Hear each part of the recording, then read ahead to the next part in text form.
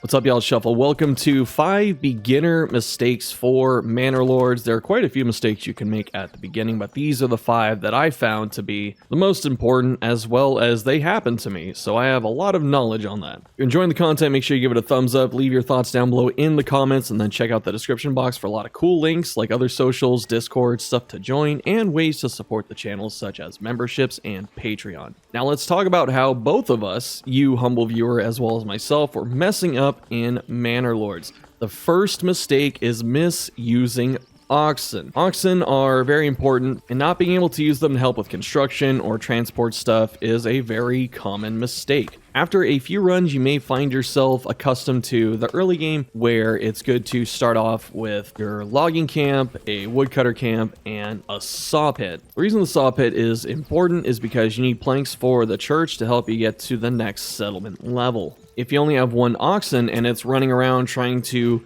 bring logs to multiple different houses that are being built, then you're going to slow down on everything else, and you're not really going to understand because the game doesn't say, hey, this oxen is needed to drag a log to the saw pit and help you make planks. There are 2 ways to deal with this. The easiest is to just progress a little bit slower in the beginning, only focus on a couple houses, make sure you get the saw pit, make sure you get some planks to get your church up. The other way to handle this is to upgrade your hitching post early to a small stable and then buy a second oxen. Unless you alter the starting parameters, you will have 50 gold when you start in your settlement. Therefore, you can buy 1 and even 2 oxen if you so desire. Mistake number 2 is not using burgage plots for artisans. If you have never noticed, when you build a burgage plot, it has the housing section, and then you can build essentially a backyard. And this can be used for a bunch of different things, like growing extra food or having chickens, goats. But specifically, it is needed for artisan work. So if you want to make shields, weapons, armor, shoes, clothes, stuff like that, you need to do it with your burgage plots. This is another reason that making sure the oxen is being used correctly at the beginning, as well as growing a little slower than you would think. You know, you don't want to build 14 houses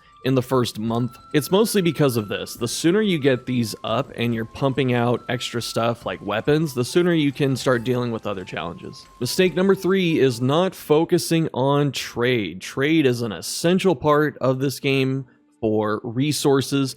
If your settlement in the region is unable to farm effectively or doesn't have a lot of other resources, but it can make one thing very well with your burgage plots, for instance, then you can enact trade. Once you begin establishing trade routes, if the supply is steady, then you'll be making a lot of money very quickly. One thing that's very easy to sell are shoes. They don't seem to take a lot of resources, and if you have goat pens and the like laying around, then you'll have plenty of leather. It doesn't have to be a first-year priority, but definitely a second year, I would say. So make sure you get your trade up, build the trading post, build the livestock trading post if you need to as well, because you can pasture some of your other animals. The final thing to mention about trade as well is that you can spend a development point to make all of the routes only cost 25 maximum. I don't know if this is going to stay after the initial early access release, but what I will say is that it's very strong. Depending on the good, some of these trading routes can cost almost 100 gold to establish, so being able to cut that all the way down to 25 is massive. Mistake number 4, not building the manor early enough. The manor has a lot of benefits. You can have retinue guards, which are much stronger than regular militia. It can provide walls and archer towers, but the most important thing with the manor is taxation. As the great thinker Socrates once said, the only 2 things guaranteed in life are taxes and huge W's. So make sure you get the manor up,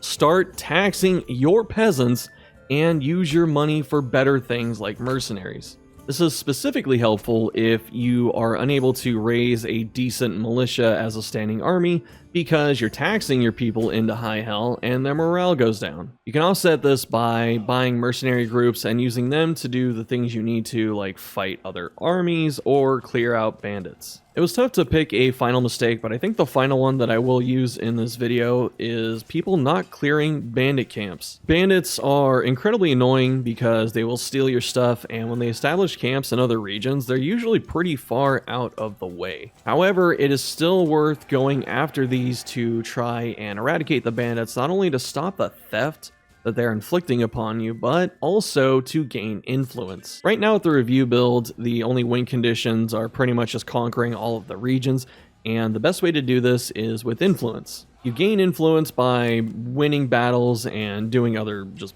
cool stuff in general, I guess. But you do make a fair amount of influence by destroying bandits and clearing out their camps. Usually taking out about 2 or 3 should give you your first 1,000 influence, which is good enough to press a claim on another region and start your second settlement. The other added benefit of clearing out bandit camps besides stopping the theft and all that is that when you do clear it out, you gain access to whatever riches they had. You can give this to your town in the form of just town resources and gold, or you can keep it for yourself as a treasury bonus. So if you don't want to tax your people, but you still need treasury money for mercenaries, for example, then it's best to at least send the money to yourself, but you always have a choice. Alright y'all, that's it for the video. Let me know what you're thinking down below. If you have any other tips that I may have missed or further elaboration on stuff that I've already said, just let me know. I'd like to hear from you. If there's other Manor Lords type of content you want to see, let me know as well.